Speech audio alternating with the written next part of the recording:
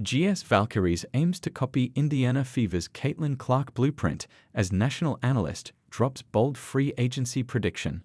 Golden State Valkyries, welcome to the WNBA, or should we say, WNBA, welcome to the Bay Area. It's been 17 years since the league expanded, and now, for the first time since 2008, there's a brand new team hitting the court.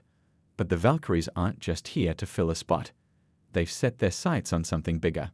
In fact, they've made it clear that their goal is to bring a championship home within 5 years. That's a pretty bold vision, but when you're rolling with a blueprint inspired by Caitlin Clark's Indiana Fever, you better believe they're hustling for it. But before we get into it, let's rewind and look at the grand welcome they received. It was supposed to be the WNBA welcoming the Valkyries, but it turned out Golden State making it loud and clear that they were the ones doing the welcoming. Valkyries made their debut Tuesday night against the Los Angeles Sparks, and the atmosphere at Chase Center was electric. 17,428 fans packed the arena for a preseason game. That's the highest attendance of any preseason game this year.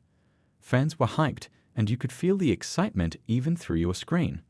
One fan posted, "If the crowd is like that for preseason, I can't wait to see it during the season." All that hype didn't go unnoticed. Analyst Rachel Demita made a bold prediction.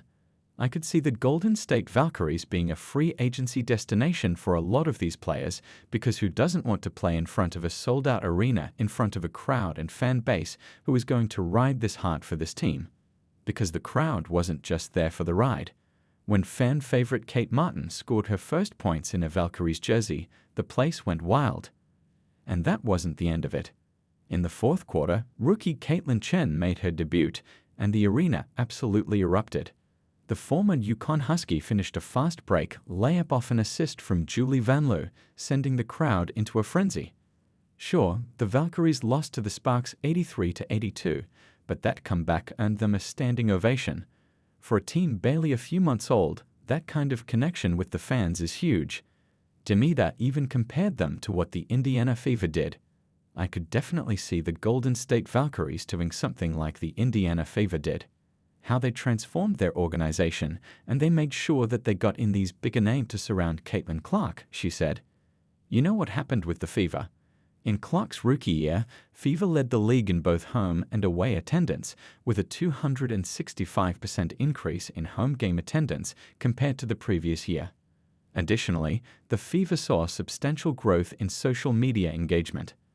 This brought in key players like Duana Bonner, Sophie Cunningham, and Natasha Howard. Suddenly, they are contenders, and it transformed the franchise. The Valkyries could follow that same path. With prior championship-level leadership from Nakas, a two-time champion with Las Vegas, and GM Ohimanianen, who played a key role in assembling the Liberty's championship-winning core, the Valkyries have all the right pieces to build something special. And they won't have any history of past failures weighing them down. They're only just beginning. With jerseys already flying off the shelves and a fan base that's louder than ever, the Valkyries are surely setting themselves up for something big. May 16 will mark the beginning of a new chapter in WNBA history.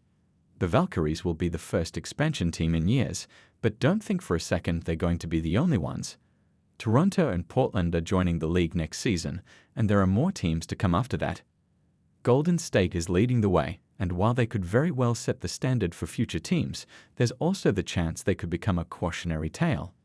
Nakase has used her international basketball experience to craft a roster that's loaded with international talent. In fact, the Valkyries have more international players than any team in the league, which is pretty impressive.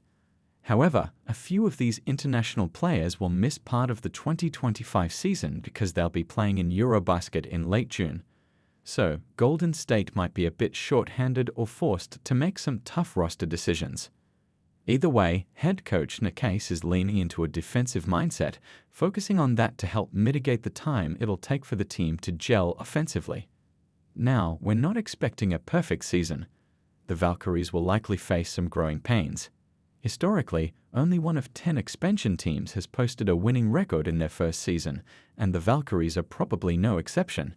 But that's okay. This is a long-term project. In fact, their focus for 2025 is less about immediate wins and more about building a strong foundation. Hey Shinichi. And